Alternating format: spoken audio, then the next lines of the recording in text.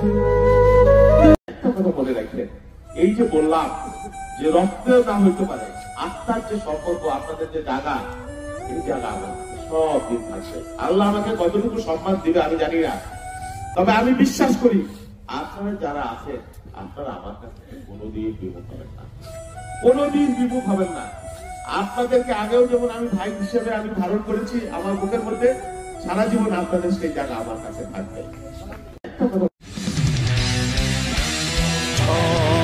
তোলপার কোন অধিকার বুঝে নেই আমি ছিলে সহসা, তাই হেঁটে হেঁটে যাই পাল্টাতে চাই হেরে যাওয়া বিপন্ন ভরসা।